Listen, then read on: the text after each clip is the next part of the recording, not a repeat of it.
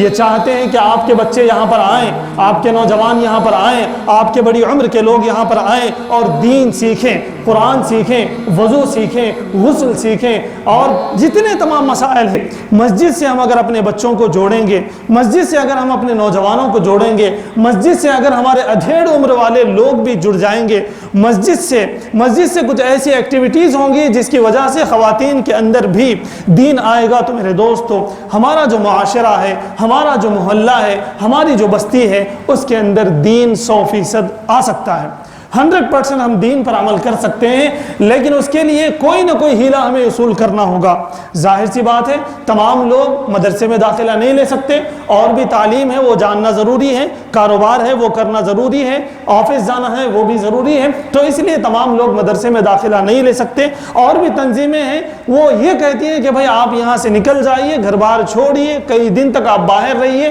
مسجد کے ہو کر رہیے تو آپ کچھ سیکھ سکتے ہیں، دین آپ کے زندگی میں آ سکتا ہے، قرآن پڑھنا آپ جان سکتے ہیں، یہ ان کا کہنا ہے۔ لیکن بہت سارے لوگوں کے لیے یہ بھی پاسبل نہیں ہے۔ لیکن میرے دوستو آپ خوش قسمت ہیں، اس بستی والوں کو میں کہوں گا کہ آپ خوش قسمت ہیں کہ آپ کی مسجد کی کمیٹی والوں نے، صدر صاحب نے، مؤذن صاحب نے، امام صاحب نے یہ بات طے کی ہے کہ محلے کے اندر دین 100% آ جائے، محلے کے تمام بچوں کو قرآن کریم پڑھنا آ جائے، محلے کے تمام نوجوانوں کو قرآن کریم پڑھنا آ جائے، محلے کی تمام خواتین کو قرآن کریم پڑھنا آ جائے، اور ان کو یہ بات معلوم ہو اور ان کی یہ مشق کرائی جائے، چھوٹے بچے ہوں یا نوجوان بچے ہوں ان کی پریکٹیکلی یہ مشق کرائی جائے، ایسے کلاسز مسجد میں لگیں کہ ان کو نماز کیسا پڑھنا ہے وہ بتایا جائے، وضو کیسا کرنا ہے وہ بتایا جائے، غسل کیسا کرنا ہے وہ بتایا جائے، والدین کے ساتھ بیہیویئر کیسا ہونا چاہیے وہ بتایا جائے،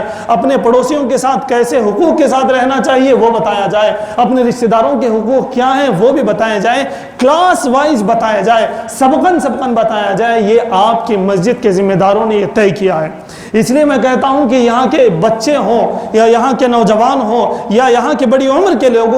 ہوں وہ بڑے خوش قسمت ہیں، اس لیے کہ ان کے دین کے لیے، ان کے ایمان کے لیے، ان کی قرآن کی صحیح تصحیح کے لیے، ان کی زندگی کو سنوارنے کے لیے جو زندگی نبی پاک صلی اللہ علیہ وسلم کی ہے، صحابہ اکرام کی ہے، وہ زندگی کیسی تھی یہ بتانے کے لیے یہاں آپ کی مسجد میں کلاسز لگے۔ یہ مسجد کے ذمہ داروں کی بہت بڑی ذمہ داری تھی، انہوں نے اپنی ذمہ داری گویا کہ ادا کر دی۔ کلکم راعٍ وکلکم مسئول عن رعیتہ، نبی پاک صلی اللہ علیہ وسلم نے ارشاد فرمایا ہر ذمہ دار کی یہ ذمہ داری ہے کہ وہ اپنی ذمہ داری میں رہنے والے لوگوں کی دینی فکر بھی کرے، وہ سوچے، وہ غور کرے، وہ سبیلیں نکالے، وہ راستے نکالے، وہ ان کے لیے موقع دے کہ وہ قرآن سیکھ سکیں، وہ قرآن سیکھ سکیں، قرآن پڑھ سکیں، قرآن سمجھ سکیں، قرآن پر عمل کر سکیں، نمازیں سیکھ سکیں، نمازیں ادا کر سکیں، اور بھی جتنے مسائل ہیں دین کے، جتنے بھی ہمارے مسائل ہیں دین کے وہ سب جان سکیں اور اس پر عمل کر سکیں۔ اس کے لیے آپ کی مسجد کے ذمہ داروں نے اور امام صاحب نے، مؤذن صاحب نے یہ ارادہ کیا ہے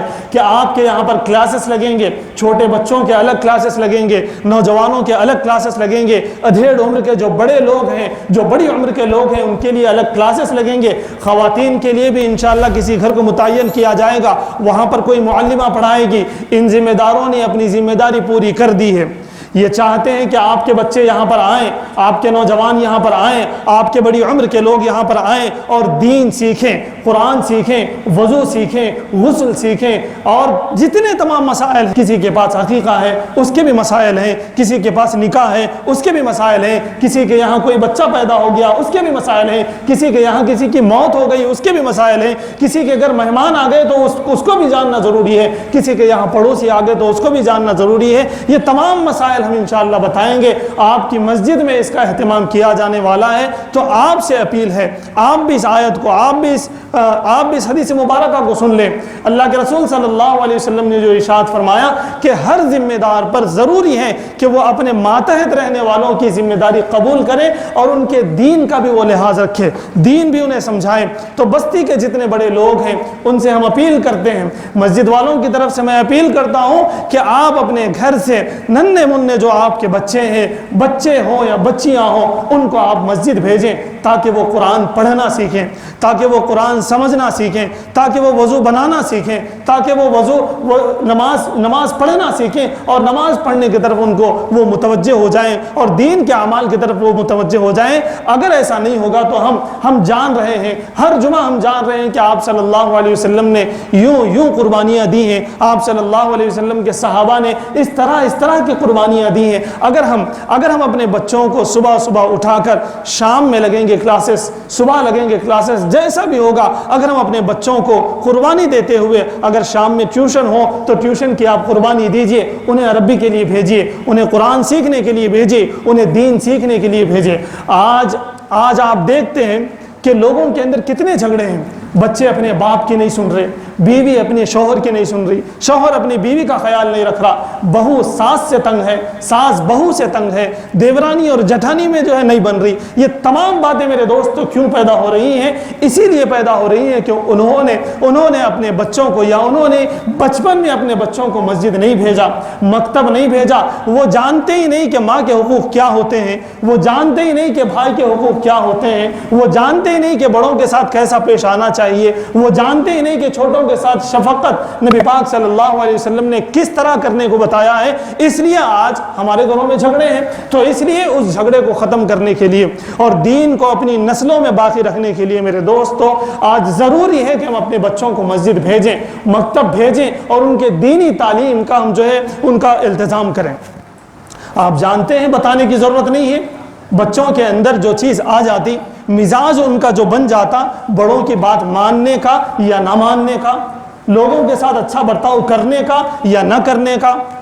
بڑی آواز سے بات کرنے کا یا دھیمی آواز سے بات کرنے کا، جو مزاج بنتا میرے دوستو وہ بچپن ہی میں بنتا۔ اگر وہ بچپن میں بچے مسجد آئیں گے، استاد کے پاس بیٹھیں گے اور سیکھیں گے کہ بڑوں سے کیسی بات کرنا ہے، تو میرے دوستو آخر تک، اپنی موت تک وہ بڑوں سے اچھے سے بات کریں گے، اپنے ساتھ والوں سے وہ کیسا بیہیویئر کرنا ہے وہ اسلام سیکھیں گے۔ اسلام میں وہ چیزیں موجود ہیں، اور وہ چیزیں میں آپ کو صاف طور پر بتا دوں، سکولز میں وہ چیزیں نہیں بتائی جا رہی ہیں۔ ایک سازش ہے، بڑی ذمہ داری کے ساتھ میں آپ کو بتا رہا ہوں کہ ایک سازش چل رہی ہے کہ مسلمانوں کے بچوں کو، بلکہ میں عام طور سے یہ کہہ دوں کہ ہندوستان کے بچوں کے اندر غلیظ عادتیں آ جائیں، یہ ایک سازش ہے، بری عادتیں آ جائیں، یہ سازش ہے۔ یہ سازش چل رہی ہے کہ یہاں کے بچے اپنے بڑوں کے ساتھ بے وفائی کریں، یہاں یہ سازش رچ رہی ہے کہ وہ اپنے والدین کے ساتھ بے وفائی کریں، ان کے ساتھ بدتمیزی کریں، اپنے چھوٹوں کے ساتھ نفرت کریں۔ یہ ایک جو ہے گویا کہ ایک وائرس پھیلایا جا رہا ہے۔ اس کا اینٹی وائرس میرے دوستو مساجد ہیں۔ مساجد کو ایسا مرکز بنانا چاہیے۔ یہ بھی ارادہ ہے آپ کے مسجد والوں کا کہ کاؤنسلنگ سینٹر بھی یہاں پر ہوگا، جن لوگوں کے اندر جو بھی مشکلات ہوں گی وہ مسجد آئیں اور یہاں سے حل کر لیں۔ یہاں انشاءاللہ ایسا سینٹر قائم کیا جائے گا، اس کے لیے آپ کا ساتھ دینا ہمارے لیے ضروری ہے۔ یہاں بیوائیں جتنی ہیں ان کا بھی التزام یہاں سے ہوگا، یہاں یتیم بچے جتنے ہیں ان کے بھی فیس اور ان کے بھی پڑھائی کا التزام یہاں سے ہوگا، جتنے لوگ بے روزگار بستی میں ہیں ان کے لیے روزگار کا اہتمام یہاں سے ہوگا، جتنے لوگوں کو کاؤنسلنگ کی ضرورت ہے، یہاں وہاں پھر رہے، چبوتروں پہ بیٹھ رہے، ان لوگوں کا بھی علاج یہاں سے کیا جائے گا۔ لیکن اس کے لیے بستی والوں کا ساتھ دینا ضروری ہے۔ ان لوگوں نے تو اپنی ذمہ داری ادا کر دی، ان لوگوں کا ارادہ ہے اور یہ پختہ ارادہ ہے، آج نماز کے بعد بیٹھیں گے انشاءاللہ، بیٹھ کے پوری لسٹ بنائی جائے گی۔ ہو سکتا ہے کہ آپ کے گھر پہ بھی ہم پہنچیں اور پہنچ کر آپ سے ہم ڈاٹا لیں کہ آپ کے پاس کتنے بچے پرائمری کلاس کے ہیں، کتنے بچے جو ہے ہائر کلاس کے ہیں، کتنے بچے کالجز کے ہیں، اور کتنے بچے ایسے ہیں جو بے روزگار ہیں، ایسا ویسا پھر رہے، اور کتنے لوگ ایسے ہیں جن کو قرآن پڑھنا نہیں آتا، اور کتنے ایسے ہیں جن کو قرآن پڑھنا آتا ہے۔ یہ پورا ڈاٹا انشاءاللہ مسجد میں رہے گا۔ اس کے لیے آپ کا مسجد والوں کے ساتھ دینا ضروری ہے۔ اگر آپ ساتھ دیں گے تو انشاءاللہ ہماری اس مسجد سے ایسے خیر کے فیصلے ہوں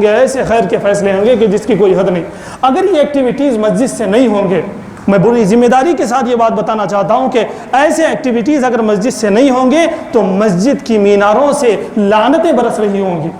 مسجد کی میناروں سے حالانکہ رحمت برسنا چاہیے، لیکن اگر مسجد سے یہ کام نہیں ہوں گے، جس محلے میں مسجد ہوگی اس محلے میں بیوہ پریشان ہوگی تو آپ جان لیجئے مسجد کے میناروں سے دوسرے گھروں پر لعنتیں برسیں گی. اگر یتیم بچے رو رہے ہوں گے تو دوسروں کے گھروں پر لعنتیں برس رہی ہوں گی. اگر بے روزگاری کی وجہ سے وہ بہت پریشان ہوگا تو مسجد کی میناروں سے دوسرے گھروں پر میرے دوستو لعنتیں برسیں گی. اس لیے ہمیں الرٹ ہونے کی ضرورت ہے, ہمیں متوجہ ہونے کی ضرورت ہے کہ کہیں ایسا تو نہیں کہ بھائی جہاں سے خیر لینا چاہیے وہاں سے ہم شر لے رہے ہوں. جس مسجد سے ہمیں رحمتیں ملنی چاہیے ایسا تو نہیں کہ اس مسجد سے ہمیں لعنتیں مل رہی ہوں. اس لیے ہمیں اس بات پر غور کرنے کی ضرورت ہے. مسجد والے تو اب تیار ہیں پوری بستی کو لے کر چلنے کے لیے, بچوں کے لیے بھی انتظام کریں گے, نوجوانوں کے لیے بھی انتظام کریں گے, بڑی عمر والوں کے لیے بھی انتظام کریں گے, اور کسی گھر کو متعین کر کے انشاءاللہ خواتین کے لیے بھی انتظام کریں گے کہ ان کے اندر دین آ جائے, ان کو قرآن پڑھنا آ جائے, ان کو قرآن سمجھنا آ جائے,